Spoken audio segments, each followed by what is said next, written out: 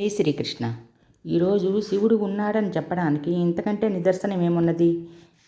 దాన్ని తెలుసుకోవాలనుందా? దానికి ఒక కథ కలదు, ఇప్పుడు నేను చెబుతాను.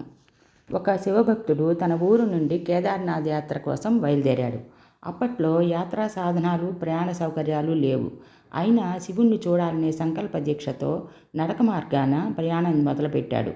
దారిలో ఎవరు కనిపించినా కేదార్నాథ్కి ఎటు వెళ్ళాలని అడుగుతూ ఉండేవాడు. మనసులో పరమశివుణ్ణి ధ్యానించుకుంటూ నడుస్తూ కొన్ని నెలలు గడిచిపోయాయి. చివరికి ఎంతో కష్టం మీద కేదార్నాథ్ చేరాడు. సరిగ్గా ద్వారం మూసే సమయానికి అక్కడికి చేరుకున్నాడు. అక్కడ అర్చకుడు ద్వారాలు మూసేసి వెళ్ళిపోతున్నాడు. ఇతడు వెళ్ళి అతని కాళ్ళ మీద పడ్డాడు. అయ్యా, నేను ఎన్నో నెలల పాటు నడిచి స్వామిని చూడటానికి వచ్చాను. ఒక్క అవకాశం ఇవ్వండి. ఒక్కసారి తలుపు తీయండి. దర్శనం చేసుకుని వెళ్ళిపోతాను అని కాళ్ళా వెళ్ళా పడ్డాడు ఈ భక్తుడు. కానీ అక్కడి నియమం ప్రకారము ఒకసారి మూసేసిన తర్వాత ఇక 6 నెలల తర్వాతనే తలుపు తెరవాలి. ఎంత దురదృష్టవంతుడయ్యా నువ్వు! ఒక్క నిమిషం ముందు వస్తే వచ్చినా నీకు దర్శనం జరిగేది కదా. ఇప్పుడు తలుపు తీయడం కుదరదు. ఇంటికి వెళ్ళిపో. మళ్ళీ 6 నెలల తర్వాత రా. ఈ 6 నెలలు ఇక్కడ భయంకరమైన చలి ఉంటుంది. మనిషి అన్నవాడు ఎవ్వడూ ఇక్కడ ఉండలేడు అని చెప్పి ఆ పూజారి వెళ్ళిపోయాడు.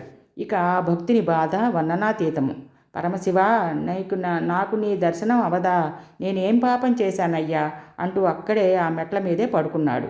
కొంత సమయానికి బాగా చీకటి పడిపోయింది. శివుని ధ్యానించుకుంటూ ఉన్నాడు ఈ భక్తుడు, మనసులో దుఃఖపడుతూ. ఇంతలో ఆ చీకట్లో ఎవరో వస్తున్నట్లు శబ్దం వినిపించింది అతనికి. ఎవరా అని పరికించి చూశాడు. చిన్న దీపం పట్టుకొని ఒక సాధువు అటుగా వస్తున్నాడు. అతడు బాగా ముసలివాడు. కర్ర పట్టుకొని నడుస్తూ ఇతని దగ్గరికి వచ్చాడు. ఏరా చిన్నోడా, ఎందుకురా ఏడుస్తున్నావు అని అడిగాడు. ఇతను జరిగిందంతా చెప్పాడు. అప్పుడు అతడు ఇలా అన్నాడు. బాధపడకురా, రేపే తలుపు తెలుస్తారని అనిపిస్తోంది. బాగా నీరసంగా ఉన్నావు కానీ ఇదిగో ఈ అన్నం తిను కొంచెం అని తన పాత్రలో ఉన్న అన్నము తనకి పెట్టాడు. అతనికి బాగా ఆకలేసిందేమో గబగబా అన్నం అంతా తినేశాడు. బాగా నిద్ర వచ్చేసింది. ఆ మెట్ల మీదనే పడుకుండిపోయాడు. తెల్లవారి సూర్యకిరణాలు పడుతుండగా లేచాడు. ఎదురుగా అర్చక బృందం నడుచుకుంటూ వస్తూ కనిపించింది. ఇతడు అటు ఇటు చూశాడు, రాత్రి వచ్చిన సాధువు కనిపిస్తాడేమో అని. కానీ అతడు కనిపించలేదు. అర్చకుడు గుడి ద్వారం తెరుస్తూ ఉన్నాడు. అప్పుడు ఈ భక్తుడు, అయ్యా, మీరు 6 నెలల వరకు గుడి ద్వారం తెరవమని చెప్పారు కదా అని అడిగాడు. అప్పుడు ఆ అర్చకుడు అతన్ని తేరిపారా చూసి, నువ్వు 6 నెలల క్రితం గుడి మూసే సమయానికి వచ్చావు కదా అని అడిగాడు. అప్పుడు ఈ భక్తుడు, అదేమిటయ్యా, నిన్ననే కదా మీరు ఈ గుడి తలుపులు మూసింది. నేను రాత్రి ఈ మెట్ల మీదే పడుకొని ఉన్నాను. ఒక సాధువు వచ్చి నాకు అన్నం పెట్టాడు. తెల్లవారాక గుడి తలుపులు తెరుస్తారు అని చెప్పాడు. తెల్లవారింది, మీరు వచ్చారు, అంతే అన్నాడు. ఆ మాటలకు ఆశ్చర్యపోయిన అర్చకుడు, ఆ సాధువు ఎలా ఉన్నాడు అని అడిగాడు. అప్పుడు అతను ఒక చేతిలో త్రిశూలం ఉంది, ఇంకో చేతిలో ఢమరుక ఉంది, మెడ నిండా రుద్రాక్షలు ఉన్నాయి, పెద్ద జుట్టు కూడా ఉంది, ఒళ్ళంతా విభూతి పూసుకొని ఉన్నాడు అని ఈ భక్తుడు ఆ అర్చకుడితో చెప్పాడు. వెంటనే ఆ అర్చకుడు అతని కాళ్ళ మీద పడిపోయాడు. నిన్న రాత్రి నీ దగ్గరకు వచ్చింది సాక్షాత్తు పరమశివుడురా. నీ భక్తికి మెచ్చి 6 నెలల కాలాన్ని ఒక్క రాత్రిలో మాయం చేశాడురా. నువ్వు ధన్యుడివి, సాక్షాత్తు ఆ పరమశివుడు దర్శించుకున్నావు.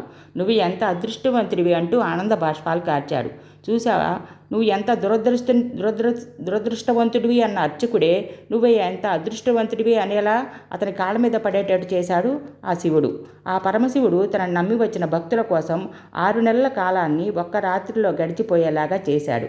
ఇంతకన్నా నిదర్శనం ఏం కావాలి మా పరమశివుడు ఉన్నాడని చెప్పడానికి? ఓం నమః శివాయ. అందరూ భక్తితో కార్తీక మాసంలో శివుని ఆరాధించండి. ఓం నమః శివాయ.